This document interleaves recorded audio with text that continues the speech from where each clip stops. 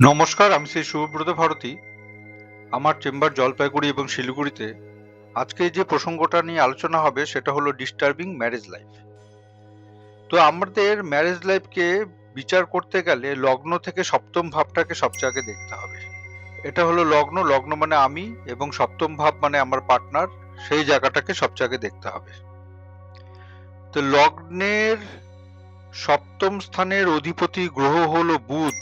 অর্থাৎ আমরা জ্যোতিষশাস্ত্রে ম্যারেজ লাইফ দেখতে গেলে প্রথমে সপ্তম ভাবের অধিপতি গ্রহ এবং শুক্র দুটোকেই দেখতে হবে। তো সপ্তম ভাবের অধিপতি গ্রহ বুধ খুব ভালো জায়গাতে তুলা রাশিতে বসে আছে, সাকসেসের ঘরে বসে আছে।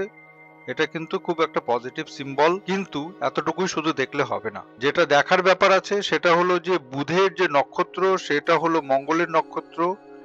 এই মঙ্গলটা এই জন্মকুণ্ডলিতে বসে আছে রেট্রোগ্রেশন। যে কোনো রেট্রোগ্রেড প্ল্যানেট পজিটিভ ফল না দিয়ে অপোজিট ফল দেয়, এটা সবসময় মাথায় রাখতে হবে। রাহু আর কেতু যেমন একটা অপোজিট ফল দেয়, কারণ এরা বাই নেচার রেট্রোগ্রেড, ঠিক তেমন যখন যখন কোনো প্ল্যানেট রেট্রোগ্রেশনে চলে আসে তখন সেই সমস্ত প্ল্যানেটরাও কিন্তু পজিটিভের জায়গায় নেগেটিভ ফল দেওয়া বেশি শুরু করে। তো বুধের যে নক্ষত্র, সেই নক্ষত্র যেহেতু রেট্রোগ্রেড মঙ্গল, এবং মঙ্গলের উপরে রাহুর দৃষ্টি এসে পড়েছে, অর্থাৎ সেই ক্ষেত্রে কিন্তু দেখা যাচ্ছে বা বোঝা যাচ্ছে যে বিবাহ বা বিবাহিত জীবন কিন্তু ভীষণভাবে ডিস্টার্ব হতে পারে। এইখানে কিন্তু শনির দৃষ্টি কিন্তু রাহুর উপরে পড়েছে। রাহুর যে কম্বিনেশনটা তৈরি হলো সেটা হলো শনি প্লাস রাহু। রাহুর দৃষ্টি বুধের উপরে গিয়ে যদি পড়ে, তাহলে শনিযুক্ত রাহুর দৃষ্টি যদি সপ্তম ভাবের উপরে পড়ে এবং সপ্তম ভাবের নক্ষত্র অধিপতি মঙ্গল যদি রেট্রোগ্রেশনে থাকে, তাহলে বুঝতে হবে যে বিবাহিত জীবনটাও কিন্তু খুব ডিস্টার্ব। কারণ কোনো প্ল্যানেট যদি দুই বা তার অধিক নেগেটিভ প্ল্যানেটের ভাইবসের মধ্যে চলে আসে তখন তার জীবন ডিস্টার্ব হয়ে যায়।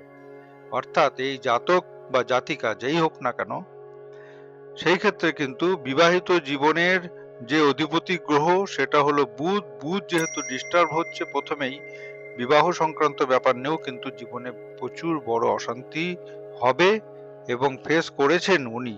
এবং আরেকটা কথা বলা খুব দরকার, যে সপ্তম ভাব থেকে অর্থাৎ বিবাহের জায়গা থেকে শুধুমাত্র আমরা বিয়েটা দেখি না, এইখানে যে কোনো ধরনের পার্টনারশিপ লাইফ এবং তার সাথে সাথে বিজনেস, তার সাথে সাথে সোশ্যাল নেটওয়ার্ক কানেকশন, সমস্ত কিছু কিন্তু আমরা এই সপ্তম ভাব থেকে বুঝি।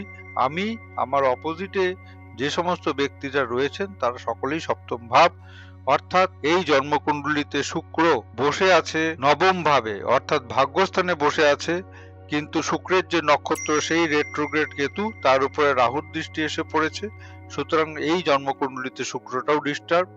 তা আমি আপনাদেরকে যেটা বলেছি সেটা হলো যে সপ্তম ভাব এবং শুক্র দুটোকেই দেখতে হয়।